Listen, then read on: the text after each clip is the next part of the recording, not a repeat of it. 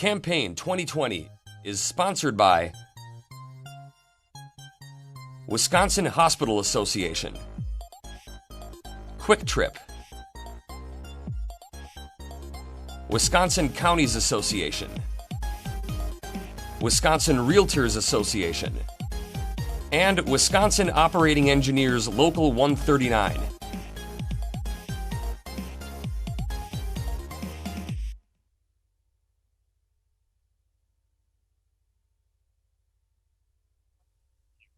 Aaron Wojciechowski of Oshkosh is a Democratic candidate in the 18th Senate District. Aaron, welcome to WisconsinEye. Thank you for having me today.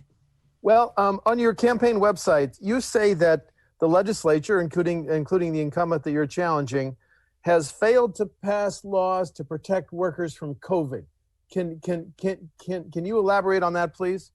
Sure. Well, I think the biggest example of that is the fact that the legislature has been out of session for now almost 165 days, maybe more than that.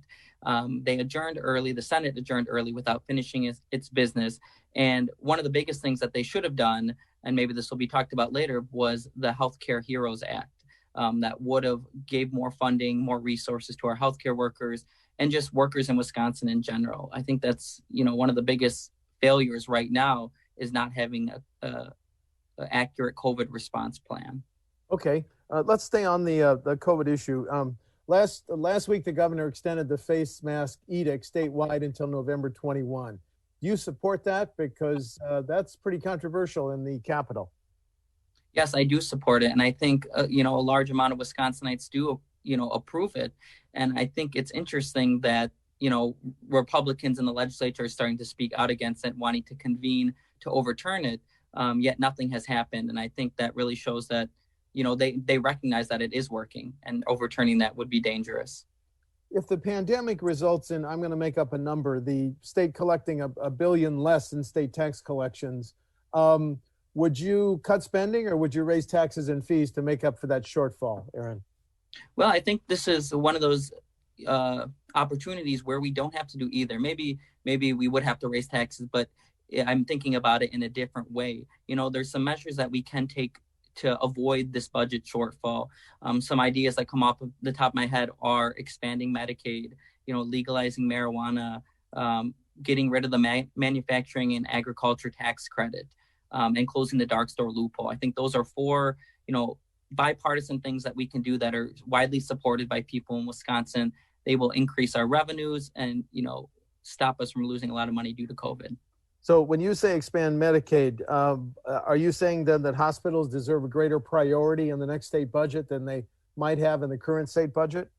I do. And I wish we wouldn't have to wait until the next budget to do that. We had the opportunity to do that. We should have done it this year with the amount of time we had, but we didn't. But I would give them priority in the next budget. 3 weeks ago, there was a bill introduced in the legislature, and it says if you're a nonprofit or an organization or even a business, and you comply with COVID protocols, you could not face a COVID lawsuit. Is that something you could vote for? I don't think I could. I think with this pandemic, we need to put workers first, the people who are on the front lines, dealing with, who are really the first ones that come in contact with it. We need to put them on the front line. Obviously, businesses that are supporting and following these measures, we need to support them. We need to encourage other businesses to do that and be more proactive. But, I want to make sure that places that aren't following these rules and measures are held accountable. Now, when you say legalize marijuana, do you see that as a source of revenue or just something whose time has come? I think it's both, honestly. If you look at the states around us who have already legalized it, it's going to be coming into Wisconsin, whether you want it to or not. This way we can regulate it, we can keep it safe and keep it out of the hands of people who are getting off the streets. I think it's a pastime, but it's also now a new source of revenue that we could use. The whole debate over police reforms and the protests, we've seen it nationally and even in Kenosha. The speaker's going to convene a task force. Senator Weingart has bills. The governor has 9 bills. What specific policing reforms do you want to see enacted into law? Well, I think the bills that the governor proposed, I do support those. The ban on chokeholds. I think we need a universal policy in place at the state level having to do with wearing body cams and the practices that go with that. That was something that when I was on the county board, we had been talking to our sheriff about, and kind of the complexities that come with that. I think qualified immunity needs to be relooked at and reassessed, as well as no search or no knock warrants. The Wisconsin Professional Police Association put forward their own blueprint for change, and I did support many of those policies, and they wanted to have that special session so we could at least talk about these reforms. And whether you disagree with them or agree with them, let's at least talk about them. But that's not happening right now. Do you support the governor's proposal for a People's Maps Commission to draw the next congressional and legislative district lines? I do. I think we need, an independent, nonpartisan source creating those maps, not politicians. Well, let's talk about property taxes, which are high in Wisconsin. That's the reason that there's been limits and caps on property tax levies for schools and local governments. If you're in the Senate voting on the next state budget, would you vote to continue those caps and limits on property tax levies? I would not. As someone who saw this firsthand on the county board, it is an extremely constraining policy that's in place.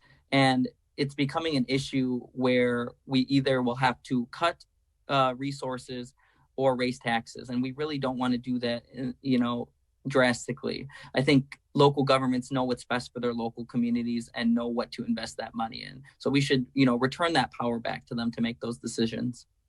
Well, staying on that subject, should cities, towns, and villages have new revenue options? I'm speaking of things like Democratic Representative Gary Goyke of Milwaukee has a bill. If a referendum passes, Milwaukee could levy its own half-cent sales tax. Do local governments need new revenue options to reduce the reliance on the property tax? Well, I think that's a decision that they should be able to make, given all their information. Every county is so different. If they see that they need to, create new revenues, that is up to them and to the voters to decide if that's what they want. Winnebago County is one of the few counties that doesn't have a sales tax on top of the state one. That's a decision that they have made to go forward with, and I support it. But that's something that really needs to be left up to local governments, not the state. Last year, the governor recommended raising our gas tax. It's 30.9 cents per gallon. It's been that way for 10 or 12 years. To stabilize how we pay for highways and bridges, could you support a gas tax increase? Yes, and I think that is one of the fairest and most efficient ways of funding our transportation. We need to make sure, obviously, we're not raising it too high, but, a minimal increase could be very beneficial to something that everyone uses: roads, infrastructure, bridges. We have nothing in place really right now. We need to put something forward, make those changes as they come through, but let's at least do something first. Drawing on your experience as a county board member, when a local unit of government, school board or local government plans a major public works project, should they have to give a preference to Wisconsin businesses?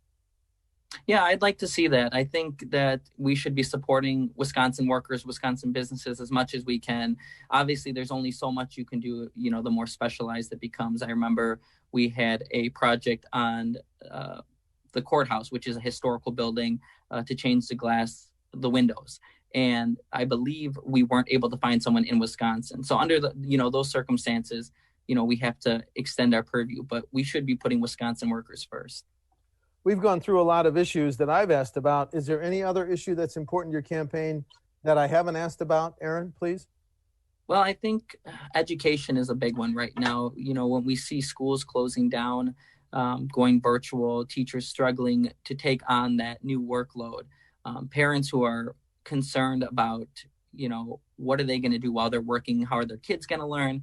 I think this is something we need to desperately address when the new legislature convenes. I wish we were addressing it now, but we need to address it and figure out what we're going to do to support our schools and our teachers. Thank you. Differences between you and your opponent on November 3?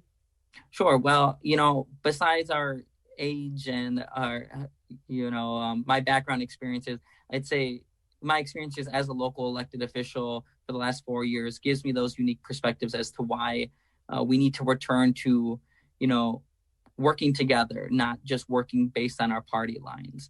One of the other things I'd say is, I'm taking this pandemic seriously. We're not knocking on doors without a mask on like my opponent. We're not holding in-person fundraisers without social distancing. You know, we're taking this serious because we care about our community safety.